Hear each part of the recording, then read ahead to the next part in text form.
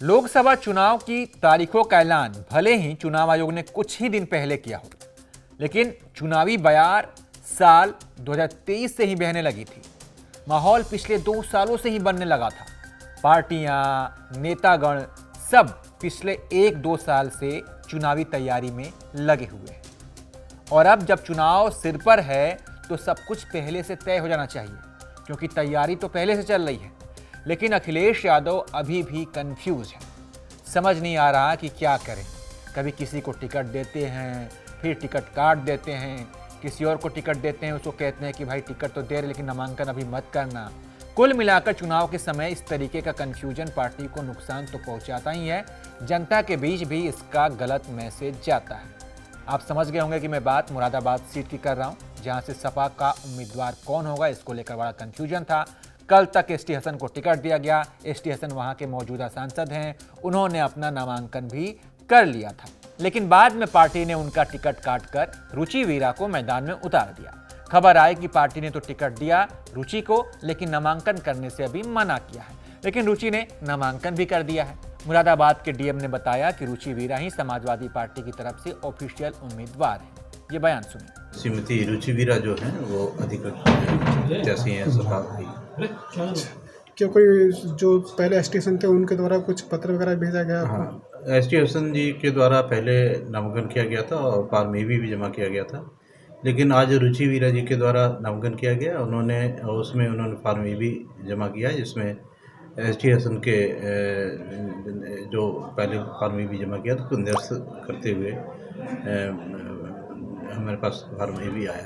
तो डीएम के बयान के बाद से ये लगभग तय हो गया कि रुचि वीरा ही समाजवादी पार्टी की ऑफिशियल उम्मीदवार है। वहीं नामांकन करने पहुंची रुचि वीरा ने भी अपनी जीत का दावा किया। क्या कुछ उन्होंने कहा, आइए आपको हम ये भी सुनवा देते हैं। ये विकास का मुद्दा है, भाईचारे का मुद्दा है, ये मुद्दे हैं। संविधान को बचाने का मुद्दा है, डेमोक्रेसी को बचाने का मुद्दा है।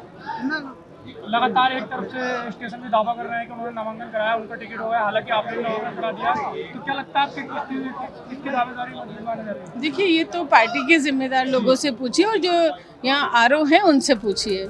एसटी हसन का टिकट काटे जाने पर मुरादाबाद में सपा के खिलाफ खूब कल नारेबाजी भी हुई। कार्यकर्ताओं ने रुचि वीरा का पुतला जलाया था और वापस जाओ रुचि वीरा के नारे लगाए थे। रुचि वीरा वापस जाओ, वापस जाओ, वापस जाओ, रुचि वीरा वापस जाओ, वापस जाओ, वापस जाओ, रुचि वीरा वापस जाओ, वापस जाओ, वापस जाओ। एसटी हसन के परिवार वालों का आज सुबह तक ये मानना था कि कुछ कंफ्यूजन हुआ है, एसटी हसन ही उम्मीदवार हैं, जल्द ही संशोधित लेटर भी आ जाएगा।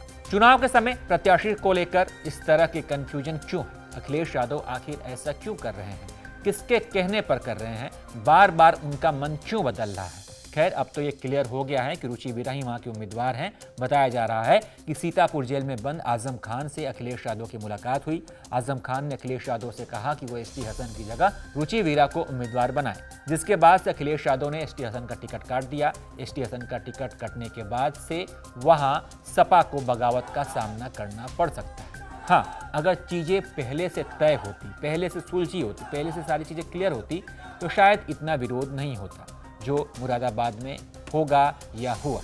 उसको लेकर सपा के विरोधी दल भी खूब मजे ले रहे हैं। वहीं शिवपाल यादव भी अपने काम में जुट गए हैं, एसटी हसन को मनाने पहुंच गए हैं। बाकी आपको क्या लगता है मुरादाबाद में इस पर क्या होगा? क्या इसका फ़ायदा, जो सपा के अंदर जो खींचतान चली, जो कन्फ्यूजन का दौर चला, उसका क्या फ़ायदा भाजपा उठा ले जाएगी या किसी और दल को मिलेगा? इसके बारे में आप क्या सोचते हैं? अपनी राय कमेंट कर बताइए और तमाम अपडेट्स के लिए आप देखते रहिए एबीपी लाइव।